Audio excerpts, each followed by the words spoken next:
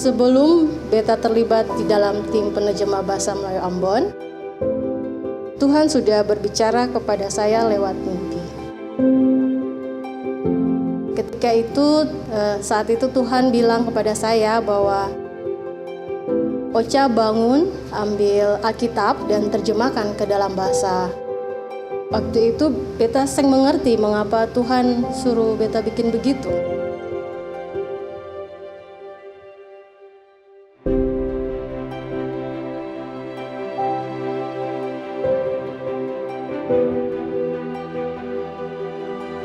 I've been involved in the Amadis Malay program now for 11 years. I love this team. I love the people I work with. There are 4 members of the translation team. Steve is our creative genius. Ibudin is the go-to person when it comes to cultural questions. Ampi is our newest team member. We have found that he is incredibly competent, a fast learner, and humble. Then there's Ocha.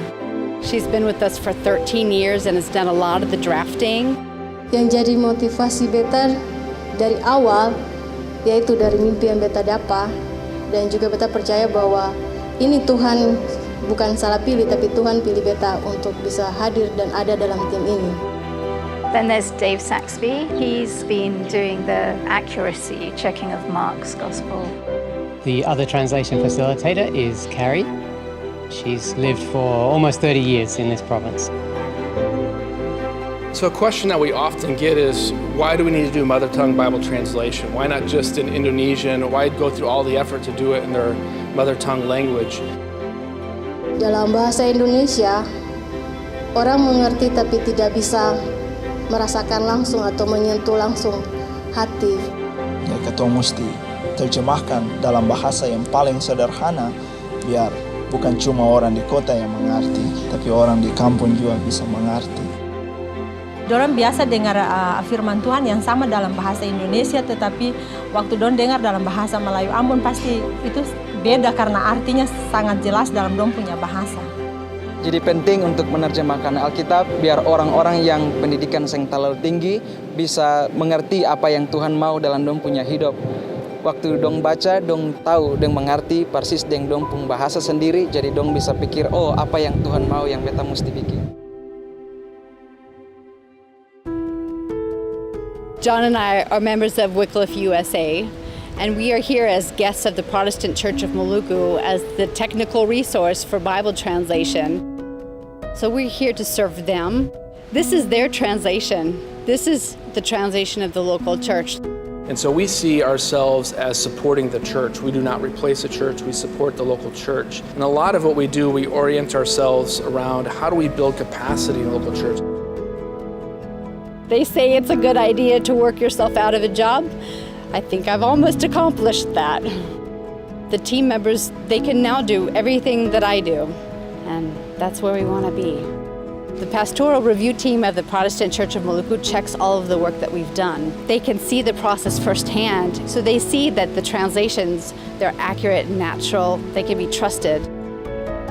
Kalau di tim saja, kita lihat bahasa Indonesia TD, kalau kerja perjanjian baru kan kita mesti kembali ke bahasa asli, itu bahasa Yunani. Katong tim usaha yang keras biar katong bisa bikin hasil terjemahan lebih bagus, pas dengan apa yang ada di Alkitab, dan seng robah satu biar waktu orang baca, orang bisa lihat, oh ya ini betul, dan dong bisa mengerti apa yang katong bikin. Because this church is so involved in this New Testament translation, we have some assurance that they're going to be using it into the future. They've recently enacted a policy that once a month they want to have church services in the local language. And I've heard of people actually sitting on the edges of their seats listening to the pastors preaching in Ambonese from the Ambonese scriptures.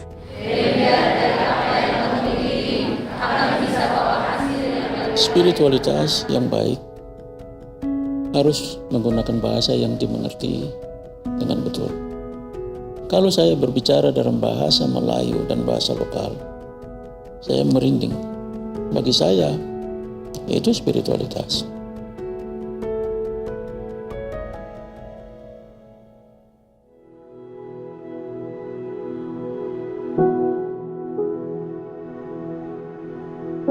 Part of the process we go through after the initial draft is to invite people in from the local community and do a check with them, just making sure that everything is clear and natural.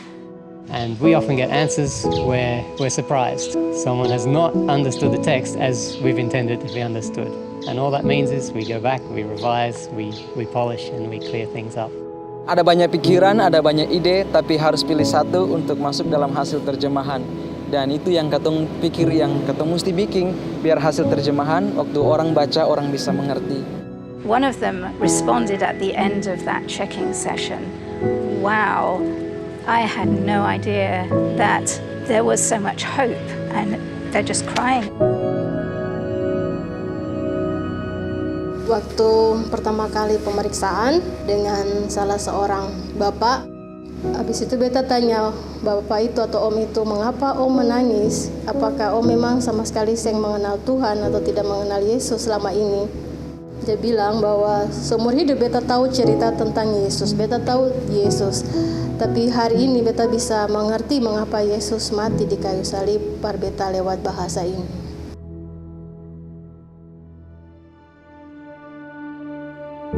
We're really motivated to see the New Testament dedicated. Once it's out there, there are so many ways it can be used. It can have a life of its own. It's just the beginning. Seeing the huge need here for people to really understand the Word keeps me really motivated to continue with this work. We understand the power of God's Word, and we really have a hope that this whole region can be transformed. I pray for a revival. That's in my heart. We know there's a spiritual battle going on here. We've seen it with our own eyes. It's very real. We want the people to have the freedom that they can have in Christ. Karena beta sendiri sudah mengalami bagaimana Tuhan ubahkan beta punya hidup waktu beta mengerti firman Tuhan, dan itu sebabnya beta ingin orang lain juga bisa mengerti firman Tuhan dengan di bahasa yang dong mengerti di hati.